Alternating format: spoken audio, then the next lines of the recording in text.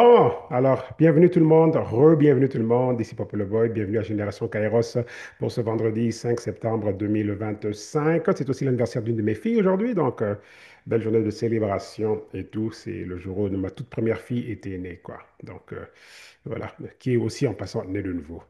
Donc, voilà. Alors, ouais, une fille qui fête en fait 16 ans, là, donc c'est 16 ans, là, donc ça fait 16 ans depuis que j'ai eu ma toute première fille, quoi. En tout, j'ai 6 enfants, là, en passant. Donc voilà. Alors, bref, donc là, on parle de renouvellement interne et tout. Et donc, c'est en fait l'épisode numéro 2, donc la deuxième partie sur le concept de renouvellement interne. Et donc, comme on avait couvert la semaine dernière, le renouvellement interne est tellement crucial parce que qu'est-ce qui arrive? Pourquoi c'est tellement crucial? C'est qu'en fait, il y a le plan de Dieu, il y a la volonté de Dieu en tant que tel. OK, ça c'est une chose, ce que Dieu veut en tant que tel. Donc, ce que ce qu'en fait j'étais en train de dire, c'est que il y a la volonté de Dieu comme telle. OK, il y a sa volonté. Et là, on a vu la semaine dernière qu'on a emprunté quelques extraits de la création en tant que telle, OK? Créant notre image selon notre ressemblance. OK? Et donc là, sa volonté est claire. OK? Donc, notre création partait de lui et le concept de notre existence est un concept qui s'apparente ou qui est exactement, OK, dans notre dimension humaine terrestre, mais qui est identique à comment est-ce que lui, il est et comment est-ce qu'il fonctionne par rapport à sa nature, sa façon de fonctionner. OK? Donc, nature et fonctionnalité. Et c'est des choses que vous avez souvent entendues donc, lors de mes enseignements. OK? Au cours des années, au cours de mes enseignements, je suis souvent revenu sur donc, le concept de nature et fonctionnalité en tant que tel. Donc, quand on voit les choses de cette façon-là, et qu'on comprend qu'entre-temps, on a un libre arbitre en tant qu'être humain, donc c'est là, en fait, là que c'est là que tout se joue. On a en fait une guerre autour du libre arbitre. OK? Donc, c'est une guerre autour du libre arbitre. Et lorsqu'on comprend que notre libre arbitre est sous attaque, et tout, ça fait en sorte que on est libre de soit choisir de vivre selon comment Dieu a prévu qu'on devrait vivre, ou on pourrait vivre, OK? Donc, on a en fait cette liberté-là. Oui, les anges n'ont pas cette latitude-là. Ils n'ont pas cette liberté-là. Ils sont programmés pour fonctionner à l'intérieur de certains paramètres. Mais l'être humain, c'est pas pareil. Nous, on a entière liberté. On a entière liberté. Voulant dire qu'on peut ne pas, OK, opérer, OK? On peut ne pas soumettre notre libre arbitre à l'image de Dieu, OK, au mode opérationnel de Dieu en tant que tel. Et c'est ça qui rend les choses très dangereuses si donc on n'est pas bien instruit. Alors, quand on parle de renouvellement interne, c'est que on a une humanité en chute, OK, qui est partie de Genèse 3. Et donc là, comment est-ce que elle recommence à vivre, comment est-ce que Dieu l'avait intentionné? Comment est-ce qu'on peut recommencer à vivre comme ça? OK, la venue du Christ sur terre était en fait pour ça. C'était pour pouvoir réactiver, réanimer donc le facteur esprit, parce qu'en fait, on était mort spirituellement, donc dès le Jardin d'Éden, ok, c'était une mort spirituelle, ok, et évidemment, le concept de la mort physique aussi, donc, est rentré par le même canal. Et donc là, il fallait donc nous remettre, ok, en vie spirituellement, ok, quoique ça n'annule pas le concept de mort physique sur Terre, mais spirituellement, on a une échappatoire qui fait en sorte que lorsque maintenant Dieu ramène la nouvelle Terre, et tout. Donc là, ben, on a cette vie éternelle et quand on voit dans Apocalypse 21, 22, donc on passe en fait le reste de l'éternité, OK, ensemble, OK, dans son plan parfait. Et dans Apocalypse 21, 22, on revient exactement à Genèse 1 et 2, quoi. Donc c'est vraiment, OK, le concept idéal de Dieu comme tel. Et c'est comme ça qu'on devrait vivre. Mais entre deux, entre-temps, on a besoin d'avoir un libre arbitre, OK, le plus possible, OK, ou qui devrait 24 sur 24, 7 sur 7, être, OK, on va dire apprivoisé, OK, au modèle de Dieu. On devrait avoir un libre arbitre qui est apprivoisé, voulant dire que, OK, il est discipliné, il est soumis, il est configuré à fonctionner par rapport à comment est-ce que Dieu voudrait qu'on fonctionne. Et c'est ça justement qui nous ramène donc au verset, on va dire, pivot, ok, du Romain 12 qu'on a utilisé, enfin, pas le verset pivot, mais le verset qui est en fait l'angle, ok, là, je veux dire, on va dire le verset de base pour cette série ici. OK? Donc, ne vous conformez pas au siècle présent, mais soyez transformés par le renouvellement de l'intelligence. OK? Donc, c'est là, en fait, quand on parle de l'intelligence ici, on parle du système de pensée. OK? Parce qu'on peut générer nos propres pensées. Vous voyez, notre libre arbitre fait en sorte qu'on a aussi toute liberté sur ce à quoi on veut penser. OK? Bon, OK? Le fait qu'on ait un libre arbitre, OK, c'est un pouvoir extraordinaire, le libre arbitre humain, parce que on peut développer nos propres pensées. Dieu nous a donné cette liberté-là de développer nos propres pensées. Et vu qu'on a cette liberté-là, elle peut devenir très dangereuse si on est en dehors du cadre dans lequel on est censé fonctionner. Donc, on devrait avoir un ensemble de pensées, OK, qui vont toujours converger vers le cadre divin. Il faudrait que toutes nos pensées, qui prenez ça en note, il faudrait que toutes nos pensées convergent, OK, pour manifester une vie, en fait, divine. OK? Toutes nos pensées, tout notre système de pensée ce système-là devrait converger, toutes nos pensées devraient converger vers, OK, le modèle divin. OK, le modèle de Dieu. OK, comment est-ce que Dieu a intentionné qu'on devrait vivre? Et c'est ça, en fait, OK, qui est pas évident en tant que tel. OK, donc ne vous conformez pas. Et là, ici, donc Romains 12, 2, OK, c'est ça, je lis de la version NIV. Ne vous conformez pas au siècle présent, mais soyez transformés par le renouvellement de l'intelligence. Donc, l'intelligence ici, on appelle ça aussi le renouvellement interne. OK, mais c'est le renouvellement des pensées aussi. OK, renouvellement de notre système de pensée, système de croyance, raisonnement, mentalité, culture. OK? C'est tout ça en fait. OK? Expérience de la vie. Qu'est-ce qu'on identifie comme étant vrai dans la vie? OK? Qu'est-ce qui est réel? Et toutes ces choses-là. OK? Qu'est-ce qui est possible? OK? Tout ça, ça rentre dans notre fonctionnement interne. OK? Et c'est vraiment, on va dire, un gros match au niveau de l'âme, parce que quand on est né de nouveau, notre esprit est déjà parfait et refait à neuf avec Dieu. On est réactivé, on est refait à neuf avec Dieu. Mais encore là, maintenant, on a maintenant le clash avec la dimension sensorielle. Sensorielle, ça c'est maintenant, OK, ben, OK, corps et âme, là. Ça, c'est la dimension sensorielle. Donc, il y a la dimension des sens, des sentiments, des émotions. Vous voyez un peu? OK? Et c'est une dimension très dangereuse si on n'a pas une direction ou une gouvernance spirituelle, OK, qui est divine, OK, et qu'on est juste voué à ce que l'âme, OK, veuille opérer comme il veut opérer avec un corps qui recherche les sensations les plus intenses, les expériences les plus intenses, ben, ça devient dangereux, quoi. Vous voyez? OK? Donc, ce renouvellement interne, c'est en fait ce qu'on pourrait qualifier, OK, vous voyez, quand on est né de nouveau et que notre esprit est refait à neuf, OK, on est né de nouveau, notre esprit maintenant est réactivé, il est avec Dieu, ben, le renouvellement interne, c'est en fait le naître de nouveau de l'âme. OK? Prenez ça en note. Ça, on n'a pas couvert ça, on n'a pas présenté ça de cette façon-là la semaine dernière, mais évidemment, chaque émission vient avec, OK, avec, avec ses révélations, OK, avec ses ajouts et puis ses nouveaux développements. Donc, le renouvellement interne peut être vu comme le naître de nouveau de notre système de l'âme, notre système sensoriel. OK, on a un système sensoriel. Donc, le naître de nouveau ne devrait pas se limiter à OK, mon esprit est refait à neuf. OK? Si quelqu'un devrait quitter la terre avant que Jésus revienne, bon, cette personne ira au ciel. OK?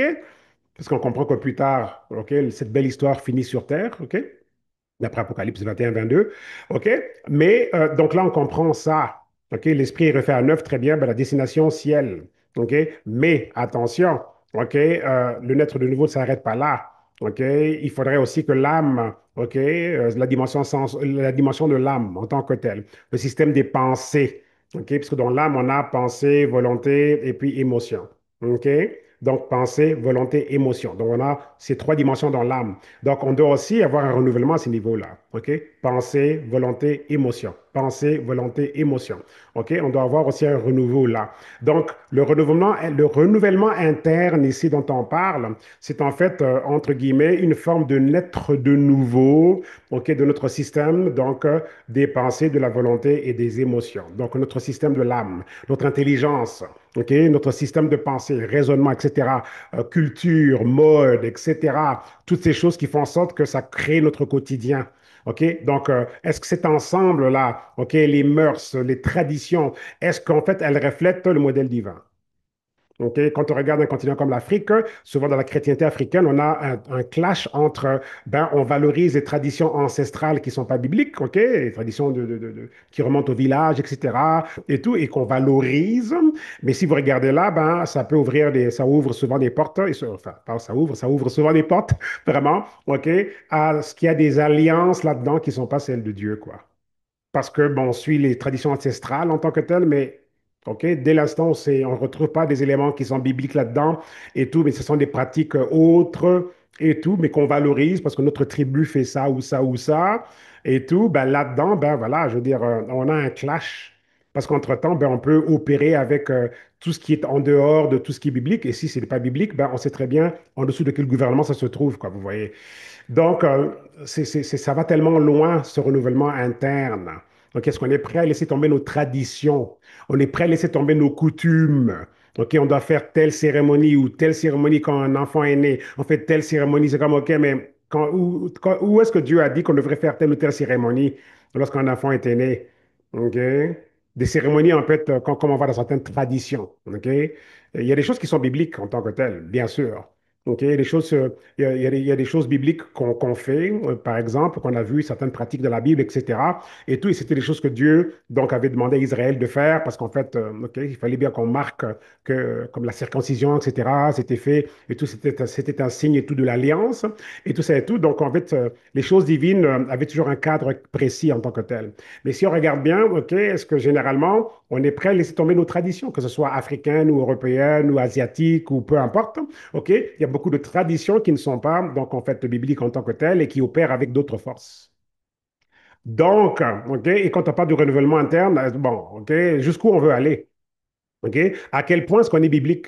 OK? On croit en Dieu, mais est-ce qu'on est biblique? OK? Croire en Dieu, c'est une chose, mais est-ce qu'on est biblique? On croit en Dieu, oui, on est de nouveau. OK, d'accord, bravo, mais est-ce qu'on est biblique à tous égards? OK? On croit en Dieu, d'accord. Voici une question que je lance. On croit en Dieu, d'accord, mais sommes-nous bibliques à tous égards? Ou bien on flirte avec certaines traditions, ok, qui sont culturelles, etc. Et tout. Et finalement, il y a tellement de valeur aux traditions culturelles. Mais non, ok, que finalement, ben, on valorise ou on priorise les traditions, certaines traditions, et au détriment, en fait, ok, de la tradition divine elle-même. Vous voyez? Donc, le renouvellement interne doit aussi offrir un cadre de renouveler les choses pour qu'on puisse se débarrasser, se détacher des traditions humaines et de pouvoir vivre notre vie, notre existence par rapport aux traditions divines. Donc, la culture divine, la culture du royaume en tant que telle. Vous voyez, parce que le camp adverse, OK, a créé un extraordinaire système de contrefaçon en offrant un cadre, OK, que j'avais qualifié, qui avait été qualifié la semaine dernière, de la presque vie. La presque vie, parce que Dieu, son concept, c'est vie abondante, OK, plus abondamment. Mais quand on regarde et tout, donc on offre un cadre de presque vie, la presque vie. Vous voyez? C'est pas tout à fait la vie dans le cadre de Dieu, c'est falsifié, c'est modifié, et c'est vraiment comme on pourrait appeler la presque vie. OK? Donc là, ne vous conformez pas au siècle présent, mais soyez transformés par le renouvellement de l'intelligence. Alors, vous pourrez discerner, vous voyez? Parce que si on n'est pas renouvelé, on ne peut pas discerner qu'est-ce qui est divin, qu'est-ce qui ne l'est pas. OK? Lorsqu'on valorise nos traditions ancestrales qui peuvent être complètement hors de la Bible et qui peuvent être en train d'opérer avec d'autres forces qui n'ont rien à voir avec Dieu et tout ça et tout. Donc, à moins d'avoir un renouvellement, OK, interne extraordinaire, on ne pourra pas discerner, OK, quelle est la volonté de Dieu, ce qui est bon, agréable et parfait. OK, n'oublions pas ça. Ce qui est bon, agréable et parfait. OK, on n'a pas dit à peu près. Parfait. OK, bon, agréable et parfait. OK, c'est important qu'on retienne ça. OK, les choses de Dieu, c'est, OK, quand il a, OK, on dit que Dieu, et Dieu dit, OK, quand Dieu est en train de créer le monde, là, OK, et Dieu dit, et puis ensuite Dieu a vu que c'était bon. Et Dieu a vu que c'était bon. OK? OK? Donc, il ne fait pas les choses à peu près. Il confirme que, OK, ça c'est bon, ça c'est conforme. OK? Donc là, ici, on parle de ce qui est bon, agréable et parfait à Dieu. Donc, on devrait avoir un quotidien qui reflète un ensemble de façons de vivre, un ensemble de traditions, de façons de faire, de façons de penser, un ensemble d'actions, etc., qui vont tout simplement refléter le fameux, OK, ce qui est bon, agréable et parfait à Dieu.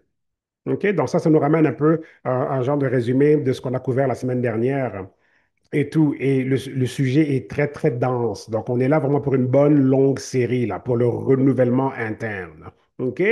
Bon, alors, en parlant de guérison, justement, ben, c'est un autre domaine crucial en tant que tel. Vraiment crucial parce que la guérison aussi, OK, bah, OK, elle fait partie, OK, de ce renouvellement interne. Parce que là, OK, on a Dieu qui a une volonté, OK, qui est très, très claire. Et Jésus l'a démontré dans son ministère au quotidien par rapport à OK, toute la dimension de ceux qui étaient guéris, etc.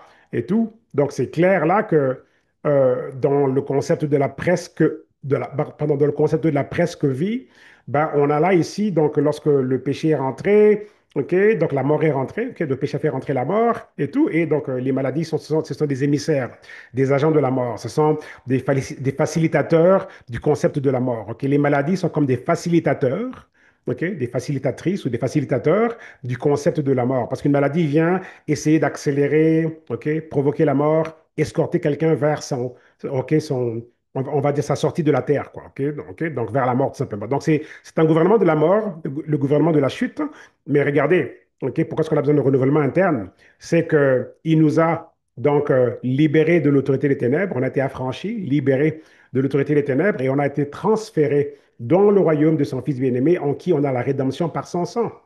OK? Donc là, on comprend que par rapport à Colossiens 1, 13, 14, qu'on a été libéré de l'autorité des ténèbres et on a été transféré dans le royaume du Fils bien-aimé de Dieu en qui on a la rédemption par son sang. Donc le rachat de tout ce qui touchait, tout ce qui concernait le gouvernement de la mort. Et il y a eu donc un échange divin. Donc là, ce matin, OK, en termes de guérison, OK, j'ai ici pris un article qui provient donc de Stephen Brooks, OK, pasteur Stephen Brooks. Et je le tiens d'où cet article-là?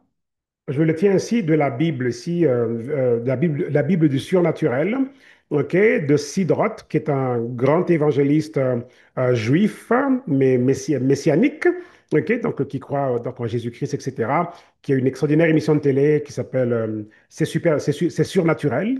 En anglais, c'est It's Supernatural. Et dans cette émission de télé-là, il interviewe toutes sortes de différentes personnes, donc du corps du Christ, ok, donc du monde, du royaume de Dieu, qui viennent en fait ok, être interviewés sur différents aspects, mais du surnaturel, quoi, que ça peut être les rêves, la guérison, ceci, cela, et tout. Donc la dimension en fait de tout ce qui est surnaturel et tout, parce qu'évidemment avec Dieu, on a beaucoup d'expériences spirituelles en tant que telles. Et tout. Donc c'est une émission qui est là depuis très très longtemps, et puis il en a interviewé des gens, quoi, ok, qui viennent de différents angles, pour différents projets, différents mandats et tout. Et cette Bible ici est vraiment extraordinaire. Donc, c'est une Bible vraiment messianique où vraiment on parle quand on parle de Jésus, c'est toujours Yeshua, que Yeshua, Messiah, le Messie, Yeshua et tout. Donc, vraiment fantastique, quoi. J'ai plaisir à contempler donc, cette version de la Bible comme telle. Et là-dedans, donc, il y a une extraordinaire étude, OK, étude de cas, si on veut utiliser ce terme-là, ce terme donc très, très vulgarisé, étude de cas qu'on utilise à l'école ou dans le domaine du commerce. Ouais, fait étude de cas, en tout cas, bref, dans le domaine de l'éducation, tout simplement. Ouais, c'est ça, à l'école, ou plutôt dans le domaine de l'éducation, étude de cas. OK? Ben, mais évidemment, c'est une étude de cas réelle, là, parce qu'on parle là de guérison en tant que tel. Donc, c'est d'ici que je tire ça. Donc, c'est une adaptation française ou traduction française. Et je vais tout simplement pouvoir lire, OK, ce rapport de Stephen Brooks, OK? Et je vais commenter. Il y a des versets et on va vraiment, donc, je pense que j'ai couvert ça il y a un moment donné dans les saisons précédentes, mais aujourd'hui, c'est vraiment de façon très, très consistante dans cette série sur le renouvellement interne. OK? Donc là, ici, je vais donc y aller. Ça dit ici, le centre de la foi du croyant est la croix du calvaire sur laquelle le Messie Yeshua, donc Jésus, est mort. OK? Donc, le centre de la foi du croyant est en fait la crucifixion. OK? C'est en fait ça. Donc voilà. Alors que Yeshua, donc Jésus, était suspendu sur cette croix, tous les péchés horribles de l'humanité furent placés sur lui. OK? Donc, un homme innocent qui ne connaissait pas le péché devint péché. Donc, il est devenu péché. OK? Pour nous, afin que nous puissions recevoir le pardon de nos péchés. Donc, l'échange divin. OK? Obtenir la vie éternelle et atteindre une juste relation avec Dieu à travers l'acte sacrificiel du Seigneur en mourant sur la croix. Donc, on parle tout simplement de l'échange divin. OK? Donc, notre statut qui était marqué par la mort, OK? Parce qu'on a fait rentrer le péché sur la terre et tout ça et tout. Donc, ça a créé une séparation avec Dieu et le centre, le point focal du croyant, de ce qui fait en sorte que moi et vous, on croie, OK? Ben, ça repose sur la crucifixion. C'est de là que tout part. N'eût été cette crucifixion, ben, ça aurait été complètement différent. OK? Donc voilà. Alors, c'est là, à Jérusalem, que se produisait le plus grand échange de l'histoire de l'humanité. OK? Le plus grand échange. Il a pris nos péchés afin que nous puissions les échanger contre sa justice. OK? Donc, il a pris nos péchés pour qu'on puisse échanger nos péchés, OK, contre sa justice. OK? Sa justice, c'est quoi? Ben, c'est comment est-ce que lui, il est juste, conforme, correct. OK? Donc, on a pu échanger nos péchés contre sa correctitude, si on peut inventer un mot ainsi, quoi, hein, sa correctitude. OK? Sa justesse. OK? Donc, voilà, sa conformité. OK? De non-péché, de pureté. OK? Donc voilà. Et c'est de là que nous, on était partis. On était, OK, on a été manifesté, créé au début, Genèse 1 et 2. On était là. Donc là, c'est à travers cet échange-là qu'on revient donc à ce niveau-là. OK? Mais ce n'est pas tout. Il a aussi pris nos maladies et nos infirmités sur son corps, afin que tu puisses les échanger contre la santé, OK, et l'intégrité de ton corps. OK? Donc voilà. Donc, dans cet échange-là, ben, c'est en fait tous les éléments qu'a fait rentrer la mort. OK? Dans l'échange divin, OK, prend en charge tous les éléments que la mort a fait rentrer, OK, ou plutôt que le péché a fait rentrer, OK, en invitant la mort. OK? Le péché a invité la mort et tout. Et c'est en fait, donc l'échange divin prend en charge toutes les ramifications du péché. Donc la mort et, OK, et les différents départements, quoi. OK? La maladie, etc., la pauvreté, toutes ces choses-là. OK?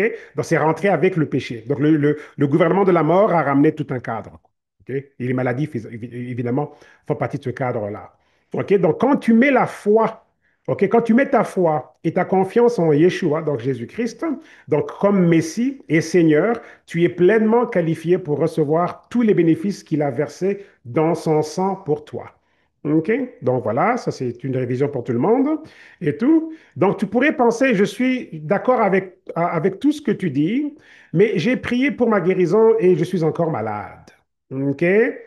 Comment manifester ma guérison?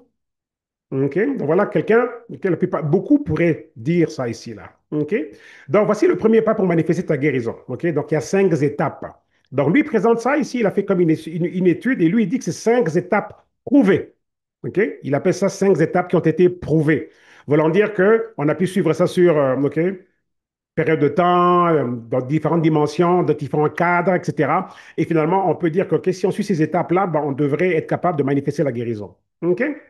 Donc, étape numéro un, donc le premier pas pour manifester ta guérison, ok, c'est de comprendre que tu n'as pas, que tu n'as pas à vivre avec la maladie. Ok? On n'est pas obligé en tant que tel. Ok? On a le libre arbitre là. Ok? Par ce même libre arbitre ok, qui fait en sorte que l'humanité est tombée, ben, par ce même libre arbitre qui fait en sorte que je peux inviter Jésus à devenir mon Seigneur et Sauveur, ben, par ce même libre arbitre là, ben, ok, j'ai aussi ce luxe là ok, d'opter de choisir de vivre sans maladie. Je ne suis pas obligé d'accepter une maladie et de faire, on va dire, demeure avec. OK? Je ne sais pas si vous comprenez la profondeur de ça. OK? Donc, pourquoi voudrais-tu t'accrocher à quelque chose de mauvais alors que Jésus t'en a déjà racheté? OK? Il a porté pour que tu sois libre, comme cela est clairement révélé dans 1 Pierre 2,24. OK? Donc, voulant dire que si ce fardeau de la maladie est sur lui, parce qu'il a pris ce fardeau sur lui, ben pourquoi est-ce que quelqu'un délibérément voudrait accepter un fardeau qui a techniquement déjà été enlevé? Là, il y a quelque chose qui ne marche pas dans l'équation. Le fardeau est déjà sur lui, mais pourquoi est-ce que l'être humain, par ignorance, par manque de renouvellement interne, va reprendre le fardeau sur lui-même? Vous voyez? Et c'est ça la puissance du libre arbitre, c'est qu'on peut vraiment manifester quelque chose qui n'est pas censé être notre réalité, quoi. Vous voyez? Ce n'est pas censé être notre réalité. Lui-même a porté nos péchés dans son corps, sur le bois, ok, sur la croix, afin que mort au péché, ok, nous vivions pour la justice, pour la conformité. Donc, nous sommes morts au péché et on vit pour la conformité. Par ces meurtrissures, donc, vous avez été guéris. Ok. Donc, vous connaissez ce verset-là. OK? Donc, 1 Pierre 2, 24. Donc, par ces meurtrissures, par ces blessures, la flagellation, comment est-ce qu'on a été complètement tabassé par tout ça, on a été guéri. OK? Ce verset parle de l'acte rédempteur du Messie, dans lequel il a résolu le problème du péché de l'humanité, tout en procurant aussi la guérison pour le corps physique. OK? Il a non seulement repris le péché, mais il a aussi procuré la guérison pour le corps physique. OK? C'est quelque chose qui a donc, officiellement été géré. OK? Donc voilà, alors à travers ses souffrances, Jésus a accompli les prophéties de l'ancienne alliance telles que, OK, qu'on a vu dans Ésaïe, OK, j'ai livré mon dos à ceux qui me frappaient, OK, Ésaïe 50, verset 6, OK, des laboureurs ont labouré mon dos, OK, ils ont tracé des longs sillons, OK, psaume 129, verset 3, et tout. Donc la flagellation à laquelle Jésus s'est volontairement soumis, avait pour but ta guérison physique. OK? Donc, le châtiment était si sévère que beaucoup de ceux qui subissaient la flagellation mouraient dans le processus. Pour vous dire à quel point c'était sérieux, quoi. OK? Donc, non seulement c'était incroyablement douloureux, mais c'était aussi destiné à dégrader et humilier publiquement, quoi. OK? Donc, il y avait beaucoup de choses là-dedans. Donc, de la même manière qu'un laboureur trace des profonds sillons, OK, dans son champ, le soldat romain qui a flagellé Jésus a labouré son dos de profonds sillons aussi, quoi. C'était très, très horrible. OK? Donc, voilà. Alors, des coupures profondes dans son corps, OK? Dans son corps sans péché, en fait. OK? Imaginez un peu un corps sans péché. Son dos fut littéralement ouvert. OK? Le dos de Jésus fut littéralement ouvert. Donc, c'est là que se trouve ton péché, ta maladie, OK? Ton infirmité, placée dans ces sillons sur le dos du Messie. OK? Donc, imaginez un peu ça, juste imaginez un peu tout ça. OK? Donc voilà, que ce soit le cancer, l'arthrite, OK, les troubles sanguins, les désordres au niveau du sang, le diabète ou toute autre attaque sur ton corps, OK? Une crise cardiaque, un AVC, peu importe, OK? C'est quoi? OK? Une attaque sur ton corps, vois-le placer sur son dos. Voyez dorénavant cette attaque sur votre corps, OK? Voyez ça maintenant placé sur son dos. Et par la foi, bien sûr, on a besoin d'opérer par la foi, OK? On ne peut pas échapper à ça, OK? Et par la foi, vois-toi, OK? Il faut que tu puisses te voir libre et en parfaite santé. OK? Donc, certains enseignent que l'expression par ces meurtrissures, vous avez été guéri, se réfère seulement à la guérison spirituelle. Oh que non. OK? Mais avant que toi et moi recevions Jésus comme Messie et Seigneur, nous étions morts dans nos péchés. OK? Donc, on était déjà morts dans nos péchés. OK? Donc, nous n'avions pas besoin de guérison spirituelle. OK? Comment guérir quelque chose qui est mort? OK? Posez-vous la question. Donc, nous avions besoin de renaître dans notre esprit. OK? Donc, un esprit qui est mort ne peut pas être guéri. Parce que là, il y a des gens qui disent que oui, mais le verset parle de guérison spirituelle. Ben non, parce qu'on ne peut pas OK, parler de guérison spirituelle alors que si on n'a pas encore reçu Jésus, on est mort spirituellement parlant. Donc, on doit être rené. On doit d'abord renaître spirituellement parlant, quoi. OK? Donc, c'est juste pour dire que ce concept-là est erroné en tant que tel, quoi. OK? Donc, nous avions besoin de renaître dans notre esprit. Notre nature pécheresse, nature de péché, n'avait pas besoin d'être guérie. OK? Elle devait être crucifiée et remplacée par une nouvelle nature venant de Dieu. OK? Donc, OK? Donc, j'espère qu'on comprend ça. Donc, lorsque tu es dans le Christ, tu es en Jésus, dans le Messie, tu deviens une nouvelle création. OK? Et cette nouvelle création peut littéralement se traduire par une nouvelle espèce, OK? Une nouvelle espèce d'être, OK? D'être humain, une nouvelle espèce d'être, OK? D'être en vie, d'être vivant. OK? Une nouvelle espèce d'être qui n'a jamais existé auparavant. OK? Quand on dit on est une nouvelle création, OK? Quand on est né de nouveau, on est une nouvelle création. C'est un peu comme au début, au commencement, Dieu créa le ciel et la terre. C'était une création. Donc là, ici, avec le naître de nouveau, c'est toute une nouvelle création. OK? Aussi identique à, OK? En termes de magnitude, là, aussi importante que celle du au commencement, Dieu créait le ciel et la terre. C'était une création. Et là, avec Jésus, c'est une nouvelle création. OK, c'est comme si c'est, OK, création, ben, épisode numéro 2 là. Il y a eu épisode un, mais épisode 2 Jésus vient, et là, c'est une nouvelle création dans une dimension purement spirituelle. Vous voyez? La première création naturelle.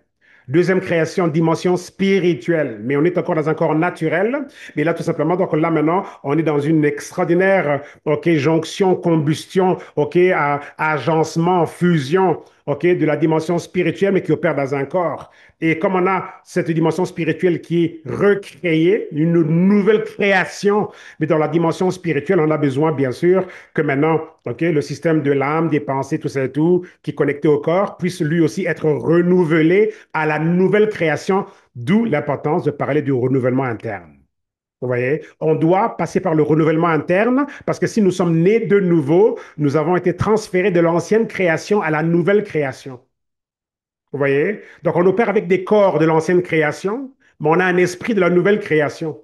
Donc là, il faudrait que l'âme et le corps reçoivent le mémo que l'esprit, OK, qui était mort par rapport à l'ancienne création, est devenu un esprit vivant dans la nouvelle création. Et le mémo doit passer aux autres départements. Parce que le département esprit fait partie de la nouvelle création. Notre esprit est rené dans le Christ. Donc, on est dans cette nouvelle création-là. Mais, oups, le mémo n'a pas été passé à l'âme, n'a pas été passé aux pensées, n'a pas été passé à nos émotions, n'a pas été passé à notre volonté. Donc là, il faudrait que le mémo, là, du fait que nous faisons partie d'une nouvelle création, il faut que ce mémo-là passe aussi par, OK, l'âme, OK, que ça puisse filtrer par les départements pensée, émotion et volonté. Ensuite, que ce corps ici soit crucifié. Parce que dès l'instant où l'âme est corrigée, le corps va suivre. Vous voyez? À la longue, le corps va suivre. Donc, le corps finit par être crucifié. OK?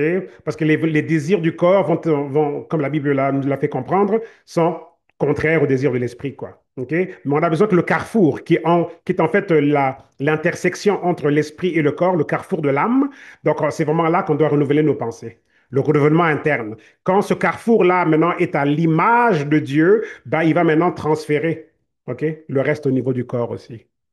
OK? Donc voilà. Alors, important qu'on comprenne ça. OK? Donc, quand on est né de nouveau, nous sommes comme une nouvelle espèce d'être, OK, qui n'a jamais existé auparavant. C'est une nouvelle création. OK? Donc, le salut, OK, donc la vie éternelle et la guérison pour ton corps physique ont tous les deux, OK, ont tous deux été rendus disponibles, OK, à travers le sacrifice donc, de Jésus donc, sur la croix. OK? Donc voilà. Deuxième étape, ça c'était l'étape numéro un. Étape numéro deux, il faut identifier précisément la guérison dont tu as besoin. OK? Donc on a besoin d'identifier de quoi est-ce qu'on a besoin.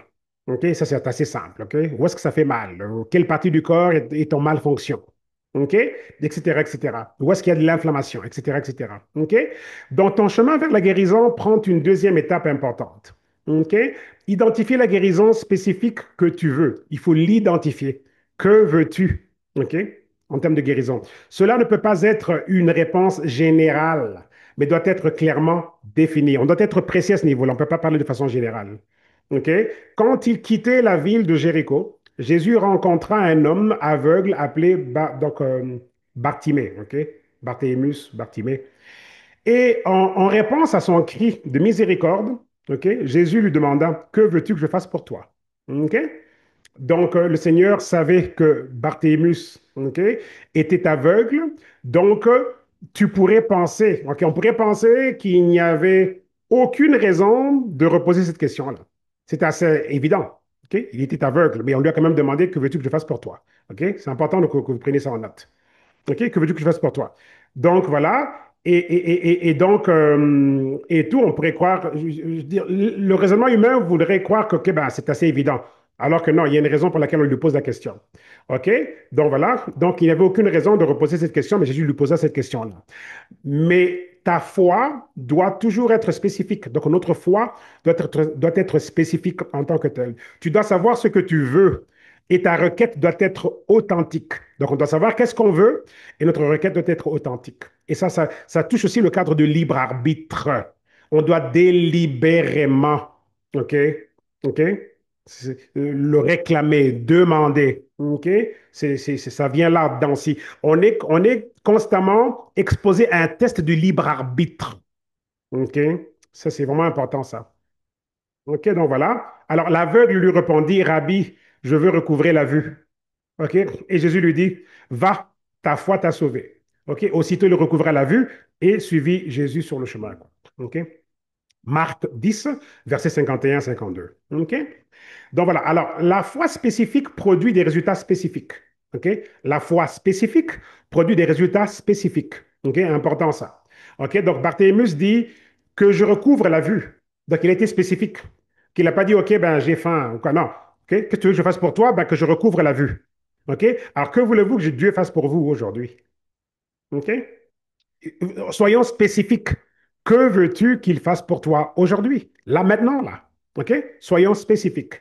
OK? Donc voilà. Il n'a pas dit, Jésus, puisque je suis assis par terre, j'ai développé un peu de douleur dans le bas du dos, ce qui est vrai, et mon genou droit est raide dernièrement, OK? Ce qui sont des choses très, très possibles.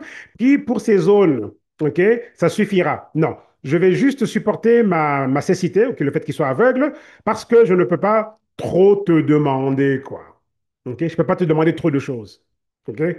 Généralement, c'est comme ça que l'être humain se comporte. OK? S'il avait dit ça, il n'a pas dit ça, mais s'il avait dit ça, Jésus aurait guéri son dos et son genou et il serait resté aveugle. OK? Donc, on doit être spécifique, mes amis. OK?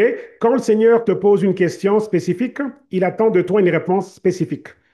Que veux-tu que je fasse pour toi aujourd'hui? OK? Vous devez avoir votre liste de prêtres. OK? Vous devez savoir exactement, spécifiquement, qu'est-ce que vous voulez voir changer dans votre vie. OK? Ça, c'est une étape importante dans ce processus-là. Comme Barthélémus l'aveugle, il est vital que tu poursuives la manifestation de ta guérison avec une focalisation, OK? Laser, OK? Donc, une focalisation, un focus laser, là, et tout comme un laser sur ta cible. Donc, on doit avoir une cible précise. Qu'est-ce qu'on veut voir changer? OK? Donc, il faut que cette cible-là soit clairement identifiée. Que ce soit ton dos, tes yeux ou une maladie précise, donc en tant que telle, qu'il n'y a que toi qui sais, et tout, donc qui a été diagnostiqué par un médecin, donc il faut qu'on soit précis. OK, donc, cette étape ici est importante, donc on doit être précis. Ça, c'est l'étape numéro 2. On doit clairement identifier l'élément de notre guérison. Il doit être clairement identifié. OK? Troisième étape, il faut établir un point de contact. OK? Alors, le troisième pas, OK, pour manifester ta guérison est de t'engager pleinement dans le plan de guérison de Dieu. OK? Cela se fait au mieux quand tu établis un point de contact délibéré. OK? Donc, euh, le point de contact est une étape hyper importante. Un point de contact est le moment où tu relâches ta foi. OK? Le moment où ta foi est déclenchée, où tu la relâches. OK? C'est un point de contact. OK? C'est le moment clé. OK? C'est un moment clé. OK? Le point de contact en tant que tel. OK? Donc, c'est ce qui fixe officiellement le temps et le lieu où ton miracle commence. OK? Si on prie ensemble aujourd'hui pour un problème spécifique et que tu engages ta foi là-dedans et tout, donc ça devient ton point de contact. C'est un repère dans le temps, un repère dans le lieu et dans le temps aussi par rapport, OK, c'est là que j'ai prié, c'est là que, OK, donc, et c'est là que ton miracle en fait commence. Il commence là. Donc c'est un point de contact, un point de repère. OK? Donc, ce fut le moment où, par exemple, avec la femme, avec le problème, le problème de sang, là, qui a duré 12 ans, ce fut le moment où la femme toucha le vêtement de Jésus. OK, la femme avec les problèmes de sang. OK? Donc, ou, par exemple, le passage avec l'ombre de Pierre. Vous savez que l'ombre de Pierre guérissait les malades, quoi, que c'était un point de contact. OK? Les mouchoirs oints et les linges, OK, de Pierre et Paul. OK? Paul, OK, avait ce concept-là avec les mouchoirs, OK, des tissus comme des mouchoirs, OK, sur lesquels qui était béni et puis en fait, OK, qu'on utilisait aussi pour la guérison. Donc, ça aussi, c'était un point de contact. OK? Donc, par exemple, le prophète Élie, OK, lorsqu'il montait, puis Élisée, le point de contact avec son manteau qui est tombé du ciel, etc., ben, c'était un point de contact. OK? Donc, ça, c'est juste des exemples par rapport aux différents points de contact. Donc, tous ces exemples sont des moments de points de contact quand les gens ont relâché leur foi pour recevoir, en fait, de la part de Dieu, quoi. OK? Donc, on doit aussi considérer qu'on a besoin d'un point de contact. C'est à quel moment qu'on a décidé que, OK, là, on a prié, là, on a décidé de recevoir notre guérison. On doit établir notre point de contact. OK? Donc, voilà. Alors, quand je prie pour les malades, OK, ça, c'est lui qui parle, le monsieur Stephen Brooks, OK, le pasteur Stephen Brooks. Il dit que lorsqu'il prie pour les malades, il leur dit toujours que leur point de contact sera le moment où il va imposer les mains sur eux, quoi. OK, il va poser les mains sur eux. OK? Donc, pendant la prière. Et il dit qu'il leur explique toujours que l'instant où ses mains vont toucher la personne, ils doivent alors relâcher leur foi. OK? Et se mettre tout de suite en mode attente, OK, de la manifestation de cette guérison-là. OK? Donc, voilà. Alors, vraiment fantastique. Il dit ici qu'il a vu d'innombrables personnes guéries, parfois instantanément ou en quelques heures. OK, après avoir prié pour elles. OK, il dit aussi que l'onction s'est déposée dans leur corps et tout. Il dit que c'est semblable au bouton de démarrage de ta voiture, quoi. Quand tu appuies, tu attends à ce que quelque chose démarre. OK, donc quand on relâche notre foi pour la guérison, on doit aussi avoir l'expectative, quoi. OK, à s'attendre à ce que quelque chose arrive parce qu'on a déclenché, on a démarré le processus de notre guérison, quoi. OK, donc prends un moment et décide dès maintenant. OK, vous qui m'écoutez, toi qui m'écoutes, prends un moment et décide dès maintenant comment tu peux établir ton propre, comment tu veux ou tu peux, comment tu veux établir ton propre point de contact pour ta guérison. Donc, tu dois décider ça. Comment veux-tu établir ton point de contact? OK? Étape numéro 4. Donc, c'est la méditation biblique sur donc, les versets spécifiques. OK? Sur les versets spécifiques. Dans la quatrième étape dans le processus de manifester ta guérison consiste à faire une action spécifique pour produire un résultat spécifique. OK? Donc, cela implique la méditation biblique. OK? Donc, méditer sur les versets. OK? Et pouvoir aussi travailler avec ces versets-là, les déclarer, etc., etc. OK? Dans Josué 1:8, on dit ceci, que ce livre de la foi, OK, ne s'éloigne pas de ta bouche. Médite-le jour et nuit pour agir fidèlement selon tout ce qui est écrit. OK? Car c'est alors que tu auras le succès dans tes entreprises, c'est alors que tu réussiras. OK? Donc, il est vital de méditer jour et nuit sur la parole de Dieu. OK? Qui se rapporte à. Mais on parle de la parole, ou que les versets qui se rapportent à la guérison. Donc, si on veut manifester la guérison, donc on doit méditer jour et nuit, parce que là, on nous a donné une formule ici. OK? Que ce livre de la loi ne quitte pas tes lèvres. OK? Quitte pas tes yeux et tes lèvres. OK? Donc, médite jour et nuit, et c'est alors que tu connaîtras le succès. Mais ici, le même principe s'applique à la guérison. Dans le sens que si on veut la guérison pour quelque chose de spécifique, on sélectionne les versets en fait qui nous parlent et tout, et on doit méditer sur ces versets jour et nuit. Et c'est alors qu'on aura le succès dans cette entreprise-là, dans ce cas ici, l'entreprise de la guérison, qui est dans le projet guérison. OK? OK? Important ça. Donc, il est vital de méditer jour et nuit sur les versets qui se rapportent à ta guérison. OK? OK, à la guérison tout simplement, ou ta guérison bien sûr, afin d'obtenir des résultats optimaux. OK? Donc, ne te contente pas de méditer des passages généraux. OK? Oui, c'est la Bible, oui, c'est la parole de Dieu, mais faisons attention de ne pas rester dans des passages généraux. Soyons spécifiques, trouvons les versets spécifiques qui s'adressent à notre cas. OK? Donc, ne te contente pas de méditer sur des passages généraux, mais trouve des versets spécifiques liés à ta condition, quoi, à ton problème. OK? Donc, Moïse était âgé de 120 ans quand il mourut. OK? Sa vue n'avait pas faibli et sa vigueur n'avait pas diminué. OK? Deutéronome 34:7. Ce verset est incroyable. OK? Ce verset est incroyable. Ce verset est incroyable quand tu considères ses implications pour ta vue, si on a un problème de yeux, OK? Et pour ton bien-être en général. OK? C'est un verset hyper puissant. OK? À un âge bien au-delà de 100 ans, OK? On parle d'ici Moïse à 120 ans, Moïse voyait encore avec acuité et pouvait grimper des montagnes. OK? Comme un jeune homme, là. OK? Josué, son assistant, OK, n'était pas en train de le pousser sur un fauteuil roulant. OK? C'est juste façon de parler et tout. Donc, Moïse a conservé une parfaite vision et une vitalité physique tout au long de sa vie, OK? Par la grâce de Dieu. OK? Par la bénédiction et la grâce de Dieu, bien sûr. Donc, médite sur ce passage, par exemple, OK? Et il faut te l'approprier. OK? Approprie-le. Il faut te l'approprier. OK? OK, tout simplement. OK? Donc, médite sur ce passage-là et fais en sorte de te l'approprier. OK? Quand il est écrit, sa vue n'avait pas faibli et sa vigueur n'avait pas diminué, dis-toi à haute voix, OK? Ma vue, OK, n'est pas affaiblie, et ma vitalité, OK, n'est pas diminuée. OK, donc on personnalise les versets. OK? Si on veut manifester la guérison pour les yeux, OK? Tout comme Moïse à 120 ans, il avait une vision parfaite. OK? Ben, ma vision, ma vue demeure 20 sur 20. Elle n'est point affaiblie. Elle n'est pas affaiblie et ma force physique, ma vigueur, ma vitalité n'est certainement pas diminuée, quoi. OK? OK? Donc, on se l'approprie et on le déclare sur nous-mêmes. OK? La parole de Dieu crée, elle est vivante. OK? Donc, on doit la mettre en action. OK? Donc, confesser les Écritures, OK, confesser les versets et les personnaliser comme ta propre déclaration de foi est une pratique biblique, ainsi qu'une méthode principale pour harmoniser ta vie avec la volonté bénie de Dieu. OK? Donc, en recherchant donc, des versets pertinents, OK, sache que tu n'as pas besoin d'en avoir des dizaines, on nous dit, OK? Quelques versets suffisent, OK? Pourvu que tu sois à l'aise avec ces versets-là. OK?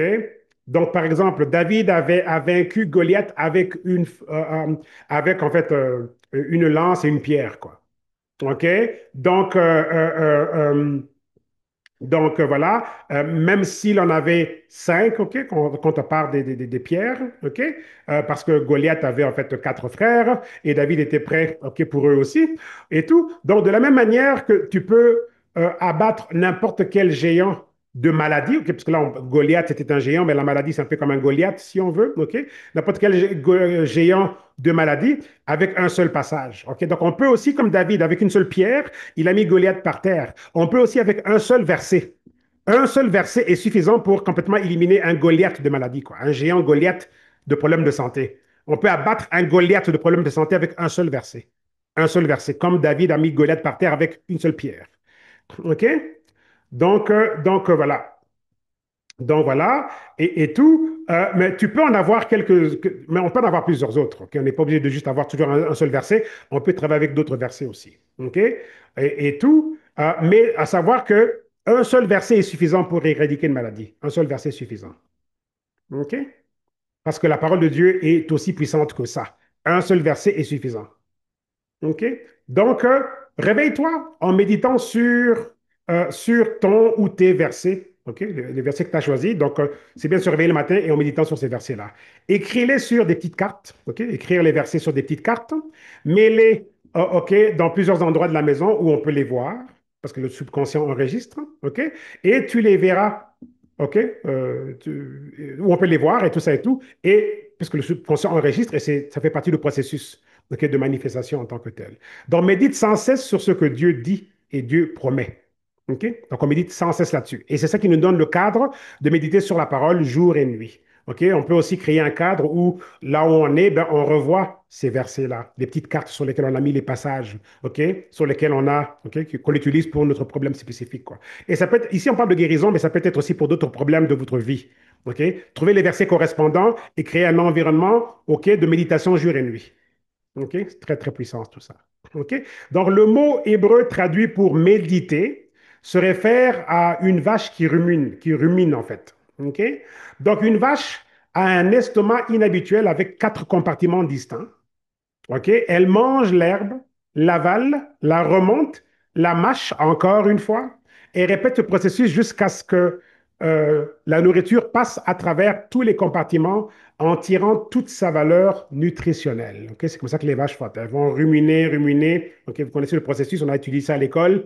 Donc, de la même manière, tu dois mâcher la parole de Dieu constamment en réfléchissant profondément à ce que Dieu dit pour en extraire toute la vie spirituelle, tous les nutriments spirituels contenus dans la parole, comme fait la vache lorsqu'elle est en train de mâcher, ruminer pour tirer profit de tous les nutriments, OK, dans l'herbe. On fait pareil ici avec la parole de Dieu. OK? Donc voilà, pour en tirer toute la valeur nutritionnelle, OK, de la parole, quoi. OK? Donc c'est très, très puissant tout ça. OK? Extraire toute ta vie spirituelle. OK? On a une vie spirituelle contenue dans la parole de Dieu. Cinquième étape, finalement, la cinquième étape, OK? Donc, il faut comprendre qu'il n'y a pas de différence entre l'entraînement physique et l'édification de la foi. OK? Intéressant ça. Donc, il fait ici une comparaison avec le processus de l'entraînement physique. OK? Donc, voici ce qui est dit. Donc, ton cinquième pas vers la manifestation de ta guérison, ok, la cinquième étape vers la manifestation de ta guérison, est de comprendre qu'il n'y a vraiment aucune différence entre les principes qui régissent l'entraînement physique et ceux qui gouvernent l'édification de la foi. OK? Dans la manifestation de la foi. As-tu déjà été donc, en salle de sport et vu une personne qui est là tous les jours, qui utilise OK, toutes sortes d'équipements, les poids et tout, et après un an, il n'y a aucun changement visible dans le physique de cette personne-là. OK? Ça arrive assez souvent. OK? Donc, aucun changement physique, aucun changement au niveau de sa force. Et quand ça se produit, ben, cette personne doit admettre qu'elle fait quelque chose qui n'est pas correct. Parce qu'après un an, s'il n'y a pas de changement, ben, c'est quelque chose qui n'est pas fait, qui est pas fait correctement. Alors, c'est quoi la solution? La solution, c'est d'aller voir, OK, la personne qui est déjà musclée ou très, très musclée, OK, et tout, et de lui demander, en fait, comment est-ce qu'elle fait. OK? Et la plupart des gens bien informés sont heureux de partager leurs conseils, quoi. Donc, quelqu'un qui a des résultats, ben, vous dira quoi faire. OK? Donc, on compare ici. Donc, c'est le même processus ici. Si tu as cherché Dieu pour ta guérison et que rien ne s'est produit depuis des années, OK? Donc, si on a cherché Dieu pour notre guérison et que rien n'est arrivé depuis des années, OK? Sans résultat visible, alors que, donc, sachons, comprenons qu'il est temps de changer de méthode d'entraînement spirituel. OK? Parce que les choses de Dieu marchent. La parole de Dieu marche. La guérison est réelle. Et si on a prié pendant des années sans résultat, c'est qu'on doit changer notre régiment, notre méthode, notre fonctionnement. OK? Notre régiment spirituel, quoi. Notre méthode d'entraînement spirituel. OK? Afin qu'on puisse manifester des preuves tangibles de la guérison divine dans notre corps. OK? Ça prend des preuves tangibles parce que la guérison divine est réelle. Elle est réelle. OK? Donc, on nous recommande ici d'aller au niveau pro. On doit opérer comme un professionnel de la musculation, qui est dans une salle d'entraînement physique. On doit opérer comme un professionnel de la musculation, mais dans le domaine de la foi. Donc, on doit devenir des professionnels dans le domaine de la foi, des pros de la foi. OK? Donc, il dit ici qu'il veut nous inspirer à atteindre le niveau professionnel. Donc ici, c'est qu'on veut nous inspirer à atteindre le niveau professionnel. Nous devons atteindre le niveau professionnel pour notre foi, afin qu'on puisse manifester cette guérison, OK, dans nos corps comme tel. OK? Donc on doit opérer comme des pros. OK? Donc voilà, les athlètes professionnels n'ont pas une mentalité de loisir. OK? Donc, on doit éviter d'avoir une mentalité de loisir par rapport à la parole de Dieu. OK? Quand il s'agit de l'entraînement, OK, les professionnels n'ont pas une mentalité de loisir. OK? Ils ne s'intéressent qu'à un entraînement qui produit des résultats puissants. OK? Ils vont faire les choses de façon efficace. Ce style de discipline est introduit dans les équipes universitaires de haut niveau, quoi. OK? Donc, on utilise ça aussi au niveau des universités. Exemple, une université reconnue dans le football a toujours un entraîneur principal remarquable, mais elle a aussi un atout encore plus précieux, ok? Un coach de force, un coach qui coach l'équipe, ok, les joueurs, à être très très fort, à avoir une explosion physique donc, en tant que tel. Ok. Alors ce coach était tellement efficace qu'il est payé plus que les entraîneurs principaux. OK? Les entraîneurs principaux d'autres équipes. Parce que dans le football, la victoire dépend de la force et de la puissance. Donc, le coach qui va devenir le plus important là, c'est celui qui va formater, entraîner l'équipe pour qu'elle manifeste l'explosion de force. OK? Parce que c'est la force qui va déterminer comment ils gagnent les matchs, quoi. Vous voyez un peu? Et c'est pareil ici dans le domaine de la foi. OK? On doit faire les choses correctement. OK? Comme un entraînement physique pour donner de la propulsion, de l'explosion, de la force. Et c'est comme ça qu'on va dominer avec notre foi et éradiquer les maladies. OK? Donc, on dit que dans le football, l'équipe la plus puissante est celle qui gagne. OK? Donc, de la même manière, pour manifester ta guérison, tu dois devenir plus fort. On doit devenir plus fort dans la foi. OK? OK? On doit devenir plus fort avec notre foi que la maladie ou l'infirmité. OK? Il faut tout simplement qu'on devienne plus fort que la maladie ou l'infirmité. C'est le même principe. Donc, nous devons travailler pour devenir plus fort que la maladie. Il n'y aura aucun problème pour la déloger. Et ça, c'est au niveau de la foi. OK? Nos muscles de la foi. OK? Et comment est-ce qu'on les travaille? C'est avec les versets. OK? Donc voilà. Tu dois atteindre le point où ce n'est plus la maladie, OK, qui te pousse, mais toi qui repousses la maladie. Donc, on doit atteindre le niveau où ce n'est plus la maladie qui nous bouscule, mais c'est nous qui bousculons la maladie, quoi. OK? Donc, voilà. Et puis, c'est en fait ça. Mais c'est par la foi qu'on fait ça. OK? Donc, on bouscule la maladie, qu'on la repousse complètement hors de notre vie, mais par la foi. OK? On peut tous manifester ça. On peut tous le faire. Vous voyez? Ça, c'est un enseignement hyper important. Parce que c'est sûr qu'on peut aussi recevoir la guérison par quelqu'un qui prie pour nous, etc. Mais je pense qu'on doit vraiment développer plus cette culture ici, d'être capable de pouvoir, OK, se gérer avec la parole de Dieu. Dieu est prêt à se manifester. OK? Parce qu'on peut ne pas toujours avoir l'opportunité d'avoir quelqu'un qui va prier pour nous. Mais donc, on a vraiment, donc, surtout avec, quand je pense ici au concept de génération Kairos, on est là pour manifester nos destinées, ben, on doit, OK, gérer ça. OK? On doit gérer ça. Donc, voilà. Donc, voilà. Alors, il dit ici, si je marchais dans une salle de musculation et qu'on me demandait de soulever 225 kilos, OK, au-dessus de ma tête, je devrais immédiatement admettre que je ne pourrais pas. OK? Mais avec un programme d'entraînement bien planifié, OK, moi ou n'importe qui d'autre pourront réaliser des gains phénoménaux. OK? On pourrait finalement, après un an, OK, être capable de soulever des gros poids. Mais si au premier jour, on demandait à quelqu'un de soulever 225 kilos, ce serait peut-être pas possible, bien sûr. OK? Dans le domaine de la foi, c'est pareil. En faisant les choses correctement, ben, on peut bâtir notre foi. OK? Donc, de la même manière, tu dois amener ta foi à un endroit où tu peux soulever, manifester ta guérison. Et on peut tous le faire. Vous voyez? On a besoin que ces enseignements-là soient vulgarisés pour avoir un royaume, une chrétienté efficace. Chrétienté efficace, mes amis. C'est ça que l'on veut. Une chrétienté efficace et non dépendante. OK, on veut créer une génération. La génération Kairos, ben c'est ça, on encourage. OK, donc cette dimension indépendante, efficace. OK, oui, on a besoin de l'encadrement, des mentors, mais on ne peut pas vivre une chrétienté ou vivre une vie du royaume toujours aux dépens de quelqu'un qui en sait plus. On va recevoir chez celui qui en sait plus, OK, et tout, mais n'oublions pas que le Saint-Esprit est en nous et que Jésus a bien dit qu'il veut nous apprendre toutes choses. OK? Donc, on a besoin donc de naviguer entre, oui, l'instruction des mentors, mais en même temps aussi, on doit être capable d'être opérationnel, parce que Jésus a très bien dit dans Jean 14, 12 que toutes ces œuvres que vous m'avez vu faire, vous ferez pareil et même plus. Et même plus. OK?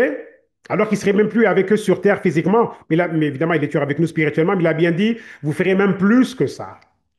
OK? Donc, n'oublions pas ça. OK? Donc, c'est important qu'on soit efficace. OK? Et non comme des bébés éternels dépendants. OK? Pour manifester nos destinées, on doit opérer dans l'efficacité et non dans la dépendance. OK? Efficacité individuelle et non dépendance. OK? Oui, il y a des moments où on a besoin d'aide, on a besoin d'être fortifié. OK? Par notre Église, par la communauté, par la congrégation, par nos mentors, nos pasteurs, bien sûr. Mais on veut le plus possible développer donc OK, cette méthode, OK, de pouvoir opérer, OK, avec indépendance. Donc voilà. Donc, de la même manière, on doit amener notre foi à un endroit où on peut soulever, manifester notre guérison. Donc, on doit identifier le niveau actuel de foi dans lequel on opère. On doit être capable de l'identifier. OK? Puis, on doit commencer à renforcer notre foi en saturant notre esprit et notre cœur. OK? OK? Notre esprit et notre cœur et tout ça et tout. Donc, en se saturant tout simplement avec des versets de guérison. OK? C'est tout simplement. Et c'est dans ce sens-là qu'on va vraiment voir les choses commencer à changer. OK? Donc, voici un peu à quoi ça ressemble l'entraînement spirituel quotidien. OK? L'onction brise le joug, nous dit la Bible. OK? Et détruit les chaînes. OK? Ésaïe 10, 27. L'onction de Dieu brise le joug, OK? L'emprise. OK? Et détruit les chaînes. OK? Le joug, là, c'est ça qu'on met là sur les vaches, là, ici, là. OK? OK? Donc, ça brise le joug, OK? Cette espèce de structure là qu'on met autour du cou des vaches là, qui fait en sorte qu'on est pris là-dedans. OK? C'est un joug. OK? Donc, l'onction de Dieu brise les jougs. OK? Que ce soit un joug par rapport à un problème de santé, financier, peu importe. Mais l'onction de Dieu brise le joug et détruit les chaînes. OK? Isaïe 10, 27. Donc, grandis chaque jour dans la parole de Dieu. OK? Et on finira par voir les jougs exploser. OK? Être détruits. Fais de l'exercice quotidien dans la, OK? Fais de l'exercice quotidien de la salle de sport spirituelle de Dieu. OK? On a une salle de sport spirituelle de Dieu. On nous recommande ici de faire de l'exercice quotidien. Et c'est tout simplement avec les versets. OK? Pousse-toi à prier davantage. Médite plus profondément sur les promesses de Dieu. Immerge-toi, OK, jour et nuit, OK, dans les Écritures. OK, donc on doit, OK, se mettre à fond là-dedans, quoi. OK, dans les Écritures, jour et nuit. Entoure-toi de louanges et d'adoration qui glorifient Dieu aussi. OK? Donc, important d'avoir aussi donc, une atmosphère de louange à Dieu, toujours, en tout temps. Parce que la louange appelle la présence de Dieu. OK? Et tu verras bientôt que le bon entraînement et la bonne nutrition spirituelle vont réellement manifester la guérison dans ta vie. OK? Donc, le principe de l'entraînement de force, comme au gym, OK, dans une salle de musculation, fonctionne pour tous ceux qui l'appliquent, quoi. OK? Dans le domaine ici de la foi, OK? Avec les versets de Dieu. OK? Donc, résumé des 5 étapes pour manifester ta guérison. Donc, là, maintenant, on va résumer les 5 étapes. OK? Comprends que tu n'as pas à vivre avec la maladie et l'infirmité. OK? Tu en as été racheté par le sang du Christ. OK? Ça, c'est numéro un. Numéro deux, identifie la guérison spécifique dont tu as besoin et exprime-la clairement. OK? Numéro trois, établis un point de contact délibéré. OK? Où tu relâches, où tu vas relâcher ta foi pour recevoir donc la promesse de Dieu. OK? Le point de contact. OK? Le jour où tu as prié, le jour où, OK? Donc, on a un point de contact. Le jour où on m'a imposé les mains, on a un point de contact. OK? Médite jour et nuit sur les écritures de guérison. OK? Donc, c'est les versets de guérison. Il faut te les approprier. Donc, approprie-les et confesse-les, OK, comme ta vérité personnelle. OK? Donc, il faut se les approprier et les déclarer, OK, donc, comme notre euh, vérité personnelle, quoi. Mais elle est celle de Dieu, mais on se l'approprie. OK? C'est la vérité de Dieu, mais on se l'approprie. On est fait à son image, donc on est censé vivre en manifestant sa volonté. Et ça, c'est sa volonté. La guérison est sa volonté. Mais comme sur Terre, OK, dans la création, tout est activé par la parole. OK, donc on doit l'activer, la déclarer. Et c'est comme ça qu'on enclenche les processus qu'on met, OK, les choses en mouvement, quoi. OK? Donc ça, c'est numéro 4 et tout. Donc voilà. Et ensuite, numéro 5, renforce ta foi comme un athlète. OK? Donc renforce ta foi comme un athlète. OK? Renforce son corps physiquement parlant. OK? En pratiquant l'entraînement spirituel quotidien. Prière, méditation, parole, louange. OK? Prière, méditation, parole, louange. Jusqu'à ce que la guérison soit pleinement manifestée. OK? Donc voilà. Alors, résumé final de ces fameuses 5 étapes. Comprends que tu n'as pas à vivre avec la maladie ou l'infirmité. Tu en as été racheté par le sang du Messie. Je pense que ça ici, c'est plus ou moins la même chose. OK? Identifie la guérison spécifique dont tu as besoin. Engage-toi pleinement dans le plan de guérison de Dieu en établissant un point de contact. Accomplis une action spécifique pour produire un résultat spécifique. OK? En te concentrant sur les versets adaptés à ton besoin particulier. Et numéro 5, réalise que les principes qui gouvernent l'entraînement physique et la construction de la foi sont identiques. OK? Donc, on bâtit notre foi de la même manière qu'on bâtit nos muscles. OK? Donc, porte ta foi. OK? Ramène ta foi au niveau pro, OK? Au niveau pro, au niveau professionnel. Et puis, donc, et tu vas dominer ton adversaire, qui est en fait la maladie. OK? Donc, voilà le résumé des 5 étapes et tout pour donc manifester ta guérison, quoi. OK? Et il nous offre aussi ici une prière. OK? C'est une prière, en fait, qu'il offre à ceux qui lisent son rapport ici. Il dit, Père céleste, je prie qu'un nouveau zèle, OK? Et une nouvelle fin spirituelle soit impartie, OK? Soit transférée, OK? Dans la vie de ceux qui lisent ceci, OK? Et je fais cette même prière, j'emprunte sa prière pour la déclarer à ceux qui m'écoutent aujourd'hui, en direct ou bien en différé. Donc, Seigneur notre Dieu, je prie vraiment pour qu'il y ait une nouvelle énergie, une nouvelle soif et faim spirituelle, OK? Qui soit imprégnée, OK? Dans ceux qui ont suivi ce Zoom aujourd'hui, OK?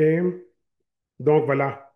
Et tout, et ceux qui se lancent, qui vont se lancer dans un effort, OK, renouvelé pour saturer leur vie, OK, avec une foi dynamique.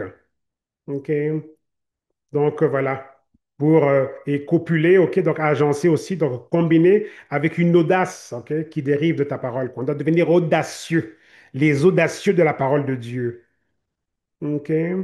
Pour manifester donc notre guérison en tant que telle, quoi. Donc pour chasser la maladie et l'infirmité, OK, au niveau de nos corps. Je prie, Seigneur, aussi, OK, qu'à partir de ce jour, OK, que tous ceux qui ont pu suivre cet enseignement ici, OK, puissent dominer, OK, dominer dans les différents domaines où ils ont été affligés dans leur vie, quoi. OK? Donc voilà. Et qui est aussi, Seigneur, avec, par rapport à ce rapport ici, cette étude ici, du renouvellement interne, qui est aussi un renforcement spirituel, OK? OK? Dans le cœur de toutes ces personnes-là, OK? Et que leur joie éclate et tout, parce que tu vas leur apporter rapidement la guérison, OK? Pour laquelle ils sont en train de s'appliquer de façon diligente, avec diligence, et tout, en mettant tes principes donc en œuvre et tout. Donc, donne-leur la paix au nom de Jésus-Christ. Amen. Donc, voilà, c'était une prière qui avait déjà été configurée. Donc, j'ai juste adapté ça par rapport à ceux qui me suivent aujourd'hui. Donc, voilà. Mais il y aura un PDF aussi que je pourrais vous passer. OK? Vous pouvez demander le PDF et tout, et suivre ça tranquillement. Alors, regardons maintenant quelques versets, OK, par rapport à quelques problèmes de santé spécifiques. OK, on va conclure avec ça. OK, guérison générale. OK, donc plusieurs maladies. OK, générale. Euh, Mon âme bénit l'Éternel. OK, et n'oublie aucun de ses bienfaits. OK, mon âme bénit l'Éternel et n'oublie pas. OK, donc n'oublie aucun de ses bienfaits. C'est lui qui pardonne toutes tes iniquités, ok, qui guérit toutes tes maladies. Ok, Psaume 103, versets 2 à 3.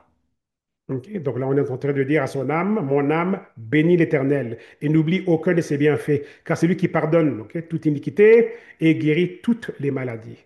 Ok, ça c'est un verset pour guérison générale. Problème des yeux. Ok, vous avez problème des yeux. Moïse était âgé de 120 ans quand il mourut. Sa vue n'avait pas faibli et sa vigueur n'avait pas diminué. Ok, Deutéronome 34, 7. Ok, il y a aussi heureux sont vos yeux parce qu'ils voient. OK? Ça, c'est Matthieu 13, 16. Heureux sont tes yeux car ils voient. Et on peut dire heureux sont mes yeux car ils voient. Heureux sont mes yeux car ils voient. OK? Donc voilà. Donc on peut développer ça. Heureux sont mes yeux car ils voient. Seigneur, je te remercie pour ma parfaite vision de 20 sur 20. Tout comme Moïse à l'âge de 120 ans, sa vue n'était pas diminuée et tout ça et tout. Dans sa vision, sa vue n'avait point diminué et tout. Et donc, et je reçois, Seigneur, et tout, je considère et je déclare ça sur ma propre vie, sur mes propres yeux, vous voyez. Donc on peut vraiment développer ça comme ça. OK? Donc voilà. Il prit l'aveugle par la main, le conduisit hors du village. Après avoir mis de la salive sur ses yeux et posé les mains sur lui, il lui demanda, vois-tu quelque chose? Il leva les yeux et dit, j'aperçois les hommes, mais j'en vois comme des arbres. Et il marche. Jésus mit de nouveau les mains sur ses yeux, et quand l'aveugle regarda attentivement, il fut rétabli et il vit. OK? Tout distinctement. Donc, il a pu donc voir tout distinctement. OK? Marc 8, versets 23 à 25.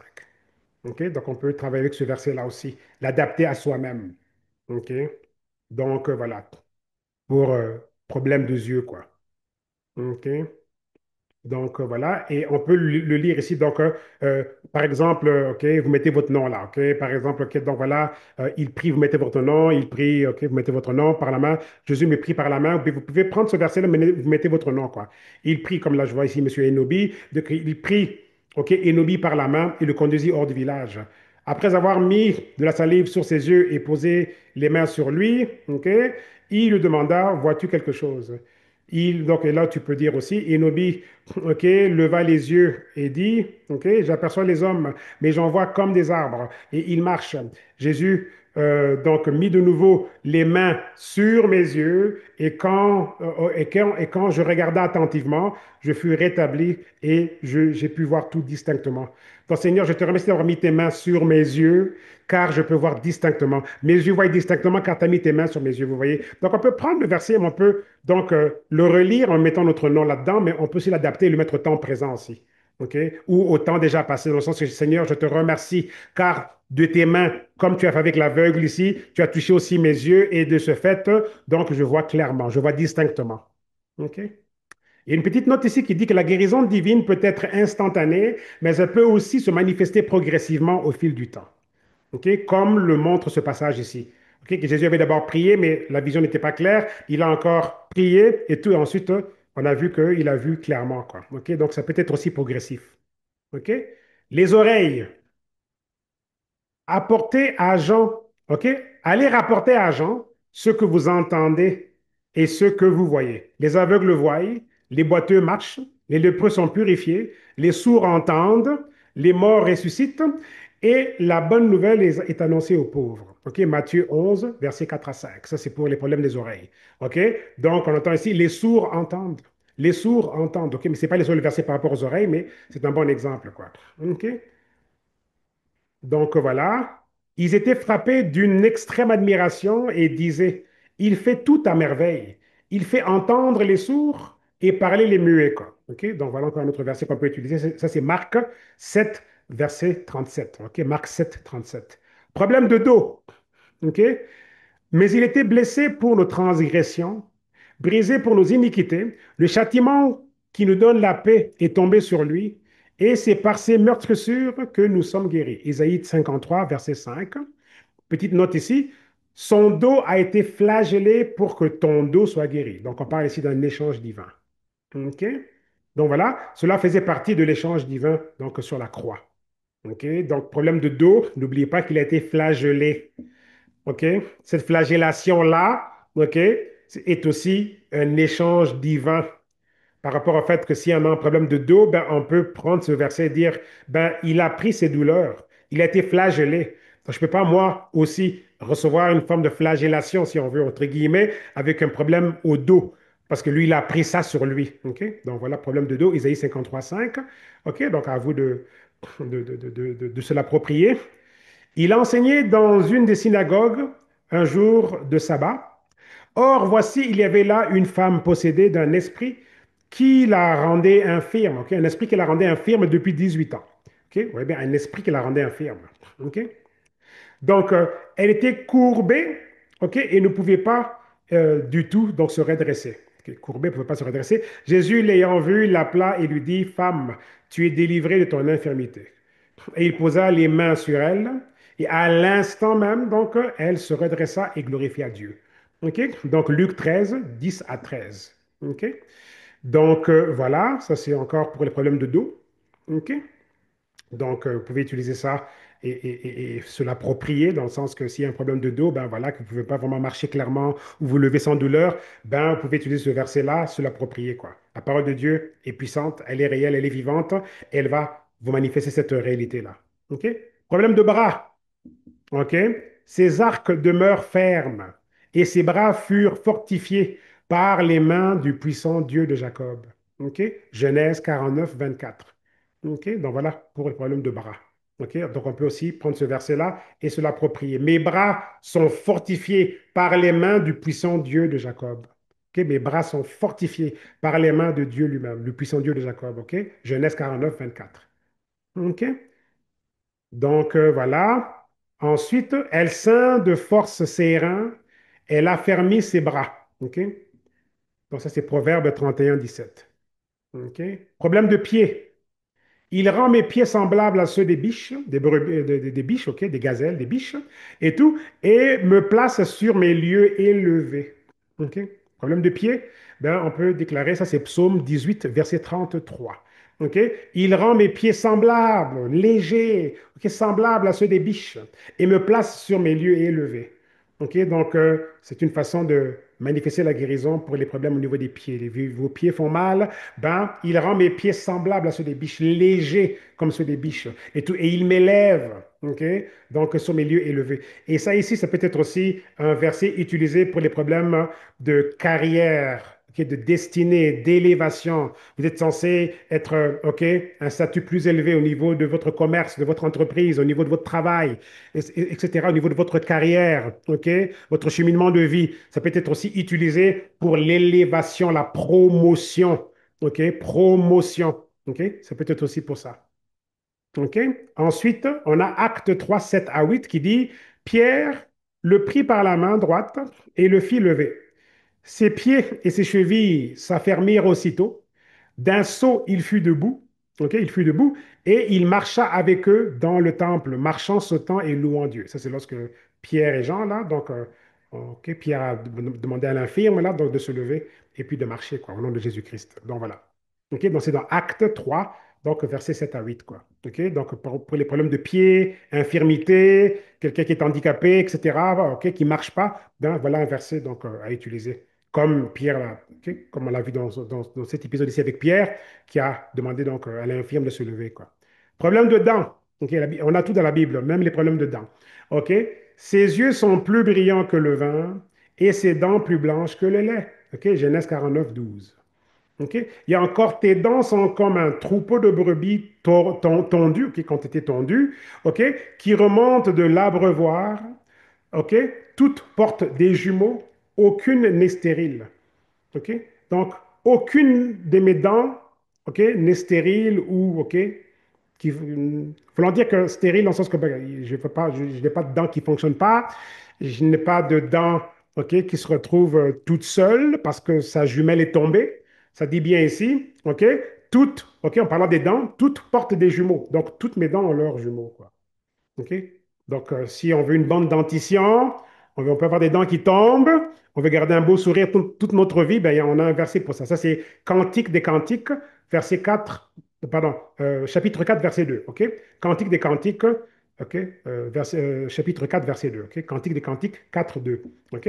Toutes tes dents sont comme un troupeau de brebis tondues qui remontent de l'abreuvoir. Toutes portent des jumeaux, donc toutes mes dents portent des jumeaux. Aucune n'est stérile, aucune n'est toute seule, aucune n'est OK?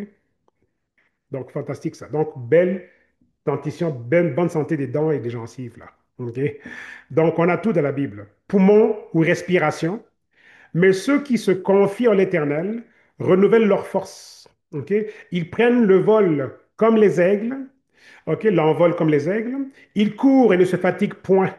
Ils marchent et ne se lassent point. OK? Poumons, respiration. OK? Donc, on marche, on court, on ne se fatigue pas. OK? On tire notre force de l'Éternel lui-même. OK? Ésaïe 40, verset 31.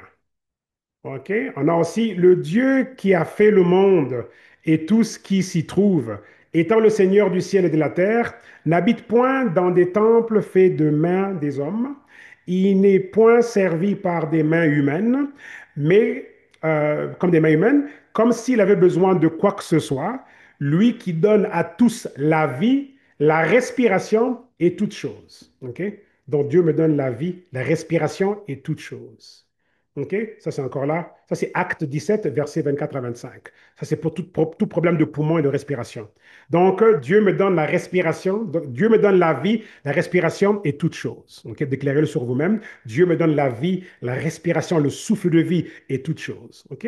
Donc, Acte 17, versets 24 à 25. Problème de sang. OK? Problème au niveau du sang. OK? Comme la dame avec le problème de sang. OK? Or, il y avait une femme, la fameuse dame dont je parlais, atteinte d'une perte de sang depuis 12 ans.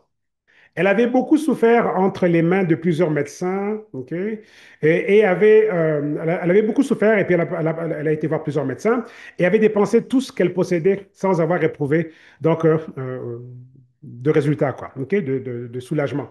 Mais au contraire, son état s'était plutôt empiré. Ayant entendu parler de Jésus, elle vint dans la foule, ok, par derrière et toucha son vêtement. OK?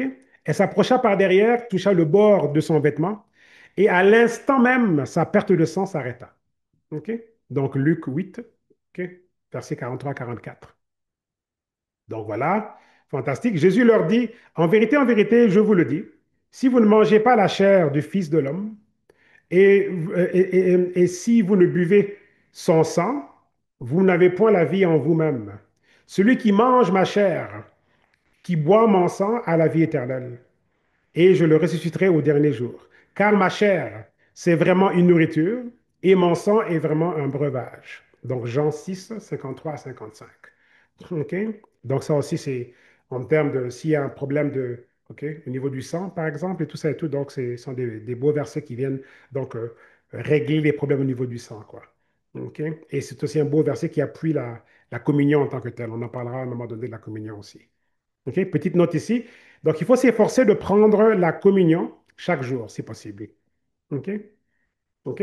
Car ça va t'aider à mieux comprendre l'échange divin, OK, qui a lieu, donc, qui a eu lieu donc à la croix et qui soutient donc la guérison. OK? Si vous voulez, la semaine prochaine, prenez un petit morceau de pain avec un petit verre de jus, là, pas beaucoup, un petit bouchon de jus et tout, et on fera la communion ensemble. OK? La semaine prochaine. Rhume, grippe, fièvre et système immunitaire. OK? Jésus étant entré dans la maison de Pierre, donc il a vu la belle-mère de Pierre, euh, dont voilà, qui avait la fièvre. Il toucha sa main et la fièvre la quitta. Puis elle se leva et puis elle s'est mise à les servir. OK? Matthieu 8, versets 14 à 15. OK? Donc ça, c'est tout ce qui touche à rhume, grippe, fièvre, système immunitaire. OK? Christ nous a rachetés de la malédiction de la loi, étant devenu malédiction pour nous. Galates 3:13. OK? Prenons note ici que selon Deutéronome 28, verset 22, la malédiction incluait la fièvre, l'inflammation, les brûlures, OK? Et toutes sortes de maladies. OK?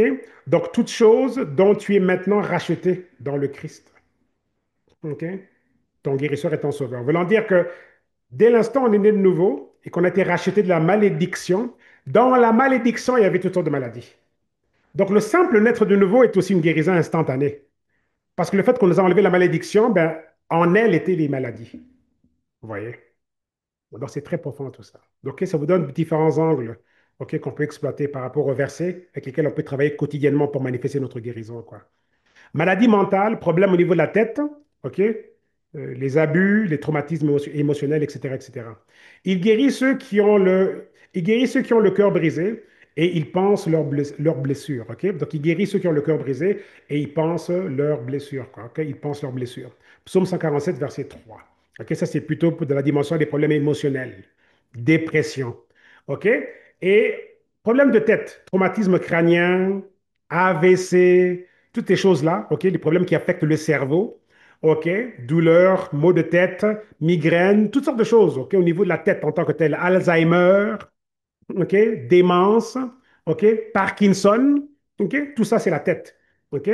Alors, il y a la révélation la révélation de la couronne d'épines qui dit ceci. Matthieu 27, 29 dit ceci. Ils tressèrent une couronne d'épines, la posèrent sur sa tête et mirent un roseau dans sa main droite. Puis ils s'agenouillèrent devant lui et se moquaient de lui, disant, Salut, roi des Juifs. OK? Alors voici la révélation. Une simple épine d'1 centimètre dans la tête provoque une douleur atroce. OK? Donc, les soldats romains en ont enfoncé une couronne entière sur la tête donc, du Seigneur. La douleur physique et la souffrance mentale étaient indescriptibles. Donc, avec ton esprit, imagine toutes tes peines, tous ces problèmes au niveau de ta tête, OK? Traumatisme crânien, OK? Commotion cérébrale, Parkinson, démence, OK? Alzheimer, toutes ces choses-là, AVC, OK, tout ce qui affecte donc la tête, le cerveau et tout ça. Imagine ça, OK, et toutes ces peines-là, ces problèmes-là, tous ces traumatismes-là, OK, imagine ça placé sur Jésus lui-même. Parce que cette couronne d'épines, la douleur que ça a provoqué, parce qu'une simple couronne enfoncée donnait une douleur atroce. Et on lui a fait toute une couronne. Donc, ça, c'était un point de contact d'échange divin pour tous les éléments de maladie qui touchent à la tête, quoi. OK? Donc, c'est une grande révélation, ça. OK? Donc, juste, OK, reçois cette révélation-là et projette maintenant le problème, en fait, que tu as au niveau de ta tête, OK? Que ce soit migraine, maux de tête, etc., étourdissement, toutes ces choses-là, OK, au niveau de la tête en tant que telle, OK, AVC, caillot sanguin, toutes ces choses-là, hémorragie cérébrale, OK, tout ce qui touche à la tête en tant que tel, au système nerveux, OK, tous ces problèmes-là et tout, donc on peut les transférer avec la révélation de la couronne d'épines. OK? Parce que c'était un échange. Il a pris toutes ces douleurs, toutes ces peines dans le domaine de la tête sur lui pour pas que nous, on ait à vivre ça. OK? Donc, transfère ça là. OK? Imagine, juste bien méditer là-dessus, bien recevoir la révélation et tout, comprendre qu'on a été racheté de tout ça déjà. Le prix a déjà été payé. Donc, on a juste maintenant à réclamer le prix payé pour cet échange au niveau des problèmes de la tête, quoi, par la couronne d'épines. OK? Et puis, reçois donc ta guérison par rapport à ça. OK? Problème de peau. OK? Problème pour la peau. Élisée envoya un messager lui dire, va, lave-toi 7 fois dans le Jourdain. Ta chair redeviendra saine et tu seras pur. Naaman descendit, se plongea 7 fois dans le Jourdain, selon la parole de l'homme de Dieu, et sa chair redevint comme la chair d'un petit enfant. Il fut pur. 2 Rois 5, 10, et puis aussi verset 14. OK? Donc voilà un beau verset pour les problèmes de peau. OK? Un lépreux s'étant approché, se prosterna devant lui et dit, Seigneur, si tu le veux, tu peux me rendre pur. OK? La lèpre aussi doit attaquer la peau. Donc Jésus étendit la main, le toucha et dit, je le veux, sois pur, ok, ou bien sois purifié. Ok. Et aussitôt, il fut purifié de sa lèpre. Matthieu 8, versets 2 à 3. Ok. Donc on peut utiliser ça aussi donc, pour tout ce qui est problème de peau, cancer de la peau, etc. etc. Ok. Bon sommeil, ok? Sommeil. Je me couche et je m'endors en paix, car toi seul, ô Éternel, tu me fais demeurer en sécurité. Ok? Donc voilà pour avoir des bonnes nuits de sommeil. Ok? Psaume 4, verset 8. Ok? Donc voilà. Donc c'est vraiment extraordinaire tout ça. Il y a aussi un verset ici qui dit, car c'est à lui qu'il donne, car c'est à lui qu'il donne le sommeil. Donc, bien-aimé, donc le bien-aimé de Dieu. Donc, Dieu donne le sommeil à ses bien-aimés, quoi. OK? Psaume 127, verset 2. Donc, c'est à ses bien-aimés que Dieu donne le bon sommeil, quoi. OK? Donc, voilà. Alors, ensuite, mon fils, que la sagesse et la réflexion ne s'éloignent pas de tes yeux. Quand tu te coucheras, tu ne craindras pas. Et quand tu seras couché, ton sommeil sera doux. OK? Donc, c'est ça, c'est Proverbe 3, donc verset 21 et aussi 24. OK? Donc, voilà quoi. Donc, on peut déclarer ça. Je ne crains rien et quand je me couche, mon sommeil est doux. Mon sommeil est paisible. OK? Je ne crains rien. OK? Et quand je me couche, donc, mon sommeil est paisible. Donc, Seigneur, je te remercie du fait que tu as dit que je ne crains rien et quand je me couche, j'ai un sommeil paisible. OK? Donc, voilà comment est-ce qu'on personnalise ça. OK? Et puis on clôture avec la longue vie. OK? Si tu marches dans mes voies, en gardant mes statuts et mes commandements, comme ton père David l'a fait, alors je prolongerai tes jours. OK? 1 Roi 3, verset 14. OK? Donc, merci Seigneur de prolonger mes jours. OK? Je le rassasierai de longs jours. Ça, c'est le psaume 91, 16. Je te rassasierai, je le rassasierai de longs jours et je le ferai voir mon salut. Seigneur, je te remercie de me rassasier de beaux et longs jours et de me faire apprécier, découvrir et recevoir ton salut. Donc, apprécier et vivre ton salut. OK, ça c'est juste, OK, comment est-ce qu'on l'adapte à soi-même et qu'on prie avec beaucoup de passion. OK, psaume 91, 16. Je te remercie, Seigneur, car tu me rassasies de longs jours, pas juste moi, mais moi, ma femme et mes enfants, mon foyer. Nous sommes rassasiés, satisfaits de longs jours. Et si on est satisfait de longs jours, ça veut dire quoi? Ça veut dire que non seulement on a une longue vie, mais on est aussi en bonne santé. Parce qu'on peut vivre long, mais avec infirmité. Ça veut dire qu'on a une longue vie, mais pénible. Non, on est rassasié d'une longue vie, satisfait. Ok, ça veut dire qu'on a une longue vie, mais on est aussi satisfait dans la longue vie. Ok, et pour être satisfait dans la longue vie, ben, idéalement, donc, on est guéri. Idéalement aussi, on est prospère financièrement parlant. Vous voyez, ça va très, très loin tout ça. Ok. Donc voilà, c'était ça, c'est un rapport qui nous a été donné par le pasteur Stephen Brooks et tout. Donc il est largement reconnu pour sa capacité à enseigner la parole de Dieu et tout. Et il fait ça de façon très très claire et très très compréhensible et tout. Donc voilà, et puis il aide les gens à travers le monde. Donc c'est vraiment extraordinaire et puis là, il fait ça depuis des décennies, quoi. OK? Donc, ces messages sont généralement sont toujours remplis de foi et d'espérance et ça fournit aussi beaucoup d'inspiration et pour un changement et tout, et des actions décisives pour que nos vies changent de façon concrète, quoi.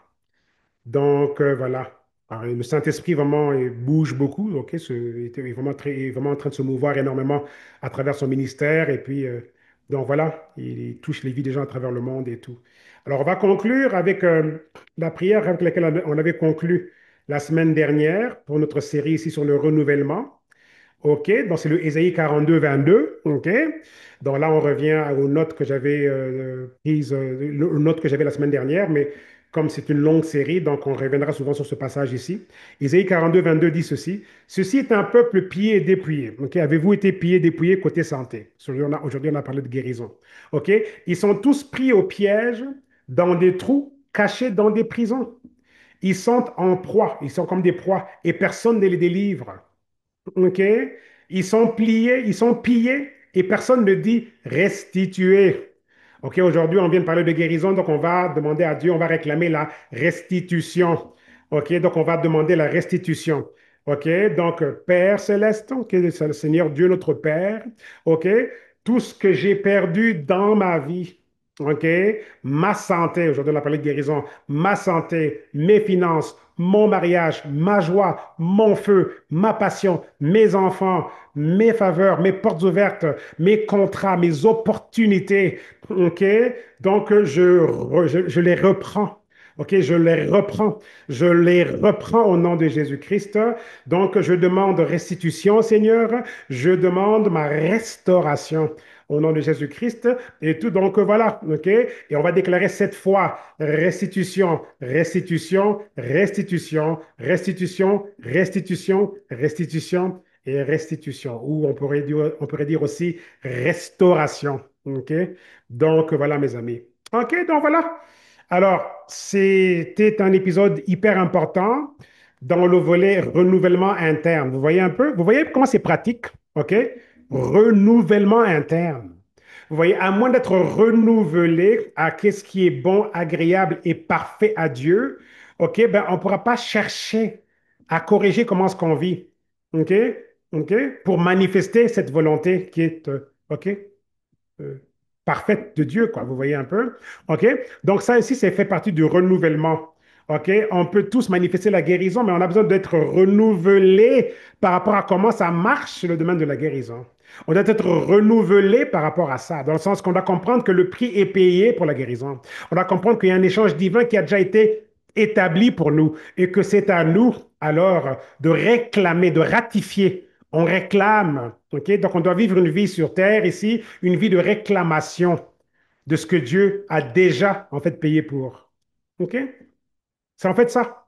OK? Mais comment réclamer, OK, si on ignore? OK? Et comment ne pas ignorer? OK? Pour ne pas ignorer, on doit être renouvelé. On doit changer de façon de penser. La mentalité, l'esprit, il doit avoir un renouvellement. Et c'est à travers le renouvellement qu'on est conscient qu'on doit réclamer. Parce que l'ignorance crée les vies déficientes. OK? OK? Donc voilà à peu près là où on s'arrête aujourd'hui. Donc Seigneur, je te remercie pour l'épisode numéro 2 de notre série et tout sur le renouvellement interne. Et aujourd'hui, donc on a parcouru une étape méthodique pour que monsieur, madame, tout le monde soit en mesure de pouvoir manifester la guérison avec un système qui a été proposé par Stephen Brooks, qui est en fait un régiment d'entraînement OK, spirituel, comme de musculation spirituelle, OK, qui s'apparente à la musculation dans une salle de gym. OK? Et ça va avec les versets. OK? Ça va avec pouvoir se les approprier. OK? Méditer là-dessus jour et nuit comme les vaches ruminent. OK? Et c'est alors que, comme on a dit dans Josué 1:8, on aura alors du succès dans toutes nos entreprises. Et donc, on peut manifester ce succès-là aussi dans le domaine de la guérison. Ça ne veut pas dire qu'on ne peut pas aller voir, OK, les collègues dans le monde de la foi et recevoir une prière, nos mentors, les pasteurs, etc., et les personnes OK, qui sont là pour ça, OK, qui sont dans ces ministères de guérison, les évangélistes, etc. Bien sûr, allez-y, là, s'il y a une conférence de guérison, allez-y, allez recevoir. Mais c'est important que dans le quotidien, OK, et dans Génération Kairos, on veut OK, impacter une génération OK, dans ces temps de la fin qui va vivre une vie de manifestation de leur destinée. Et on a besoin de pouvoir naviguer dans ce domaine ici aussi. OK? Donc, dans ce renouvellement interne On a besoin du renouvellement interne pour manifester ce qui est bon, agréable et parfait, donc pour Dieu, quoi. Et le fait que Dieu ait envoyé Jésus sur terre, OK, c'est aussi connecté à sa volonté, OK, à ce qui est lui, OK, établi de ce qui est bon, agréable et parfait.